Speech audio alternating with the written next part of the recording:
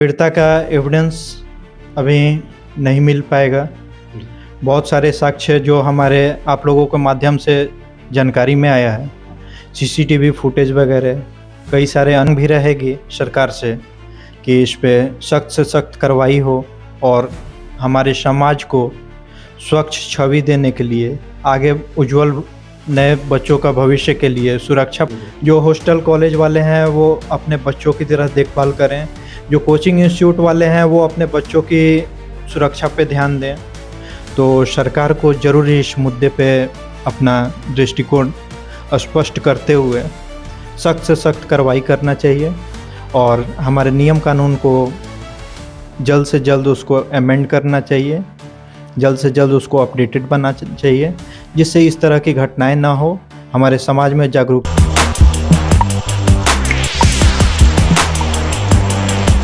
नमस्कार, मेरा नाम है कुणाल और वॉइस आप देख रहे हैं। देखिए, नीट की छात्रा की जिस तरह से हत्या हुई है शंभू गर्ल्स हॉस्टल में पटना में, चर्चा का विषय बना है क्योंकि कई दिन बीत चुके हैं। अभी तक सिर्फ एक व्यक्ति की गिरफ्तारी हुई है, वो भी कल। एसआईटी की टीम भी गठित की गई है, उसके लिए विशेष गहन जांच चल रही है। रिपोर्ट की अलग अलग किस्से आ रहे हैं निकल के। हमारे साथ मौजूद हैं अभी पटना हाई कोर्ट के अधिवक्ता अक्षय आशीष जी। इस मामले को आप किस तरह से देखते हैं? देखिए, ये जो मामला है ये समाज के लिए बहुत ही घिनौना मामला है, जिसे रेयर ऑफ रेयरेस्ट एक केस के श्रेणी में हम लोग मानते हैं, जो हमारे समाज के लिए अति निंदनीय घटना है, जिसमें पुलिस को और अच्छे तरीके से अपना इन्वेस्टिगेशन करना चाहिए। हमारे समाज के प्रति ऐसी घटनाएं ना हो, उसके लिए सरकार को, जैसे आजकल हम लोग समाज में देख रहे हैं, एक मोबाइल क्लिक पे हमारा ऑटो अवेलेबल हो जा रहा है, ओला उबर टिकट हो जा रहा है, तो उस तरह से हमारे कानून व्यवस्था को अपडेटेड करने की ज़रूरत है। सवाल ये रहेगा कि पीड़िता परिवार को किस तरह न्याय मिल सकता है, क्योंकि एसआईटी की टीम भी गठित की गई है, लेकिन काफ़ी दिन बीत चुके हैं, सिर्फ एक व्यक्ति की गिरफ्तारी हुई है। तो किस तरह से न्याय मिल सकती है पीड़िता को? देखिए, जैसे हम एक अधिवक्ता हैं तो कानूनी प्रतिपक्ष देखिएगा जब आप, तो सबसे इम्पोर्टेंट होता है एविडेंस कलेक्ट करना। तो पीड़िता का एविडेंस अभी नहीं मिल पाएगा। बहुत सारे साक्ष्य जो हमारे आप लोगों के माध्यम से जानकारी में आया है, सीसीटीवी फुटेज वगैरह, कई सारे अन्य साक्ष्य मिटा दिए गए हैं। बिल्कुल। तो हमें ज़रूरत है पुलिस को उन सब चीज़ों पे गहन जांच करने की और पूर्ण तरीके से उस पे अंदरूनी दृष्टिकोण से देखने की। क्या पटना हाई कोर्ट इस मामले में स्वतः संज्ञान ले सकती है? जी, पटना हाई कोर्ट उस मामले में स्वतः संज्ञान ले सकती है, लेकिन अभी हमारी लोअर कोर्ट जो है कानूनी रूप से उसके पास अभी सक्षम अधिकार हैं और मेरे समझ से, मेरे सूझबूझ से, जितनी मेरी क्षमता है, निचले न्यायालय को, हमारे सरकार को और अपडेटेड करने की ज़रूरत है, जो इस मामले को जल्द से जल्द सुनवाई करने में सक्षम हो सके। अगर आरोपी कोई निकलता है तो उसको कितना सजा हो सकता है, उम्र कैद या फांसी? देखिए, ये तो ट्रायल पे डिपेंड करता है। अगर इन लोगों का क्राइम, इसमें एक्यूज जो भी आगे आते हैं, उनका क्या रोल है, क्या क्राइम उन्होंने किया हुआ है, क्योंकि मेडिकल रिपोर्ट इसमें बहुत ही जघन्य अपराध की तरफ इशारा करता है। तो अगर पुलिस अपना काम सही से करती है, पब्लिक उसमें सपोर्ट करती है, जो आसपास में एविडेंस है, सीसीटीवी कैमरा है आसपास के हॉस्टल में, तो सब कुछ आते हैं, तो ज़रूर इसमें न्यायालय अपने जो भी मैक्सिमम सज़ा होगी उसका प्रयास करना चाहिए। अच्छा, ये जो एसआईटी टीम गठित की गई है, लगातार जांच चल रही है, गहन जांच भी चल रही है। एसआईटी टीम को हटा करके क्या ये मामला किसी और एजेंसी को दिया जा सकता है?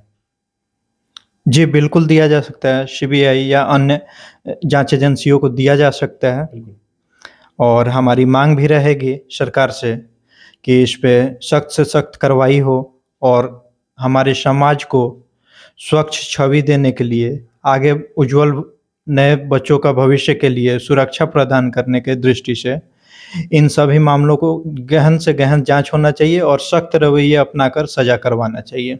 जिस तरह से पटना में ये हत्या हुई है, फिर से एक और पीड़िता की मतलब 6 जनवरी को बॉडी मिला पीजी हॉस्टल में, उसका भी गहन जांच चल रही है, उसका आत्महत्या बता दिया गया। तो किस तरह से समाज जा रहा है, क्या इस पे सरकार को कोई कानून विशेष टीम बनानी चाहिए जिससे कि ये अपराध जो है घन्य अपराध रुक सके? जैसा कि हमने आपको पहले भी कहा है, फिर से दोबारा आपको समझाने का प्रयास करेंगे या आपके माध्यम से हम अपनी आवाज़ उठाना चाहेंगे कि हमारे जो समाज में जिम्मेवार लोग हैं, जैसे हमारी सरकार है, तो इन सभी बिंदुओं पे कानून बनाए। हम समाज के जिम्मेवार व्यक्ति हैं, जो भी कोचिंग इंस्टीट्यूट चलाते हैं, जो भी आपके आसपास के मकान मालिक हैं, पीजी, हॉस्टल रूम या आपके आस पड़ोस के बड़े बुजुर्ग हैं, उन सब की जिम्मेवारी बनती है कि अपने अपने दायित्वों को जिम्मेवारी पूर्वक निभाएं। जो हॉस्टल कॉलेज वाले हैं वो अपने बच्चों की तरह देखभाल करें, जो कोचिंग इंस्टीट्यूट वाले हैं वो अपने बच्चों की सुरक्षा पे ध्यान दें।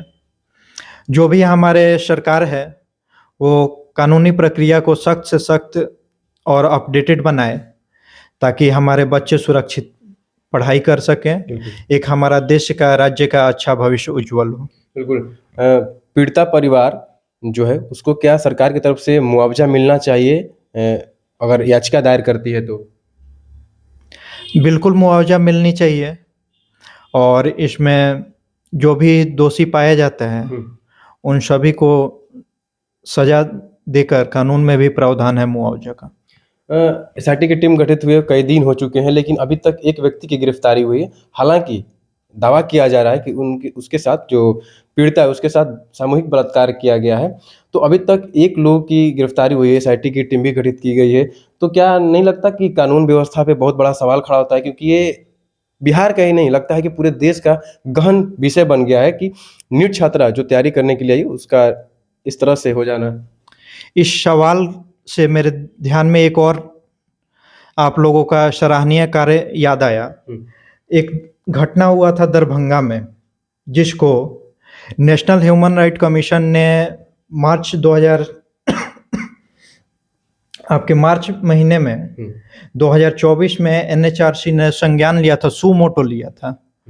और आप मीडिया वालों के रिपोर्ट्स को लेते हुए उसने उस मैटर को उठाया जिसमें एक 13 साल की बच्ची के साथ रेप किया गया और उस जघन्य अपराध को मात्र 1,25,000 रुपये में सेटल कर दिया गया ग्राम पंचायत के द्वारा, जिसके बाद 5 दिन बाद उस लड़की को घर से फेंक दिया गया।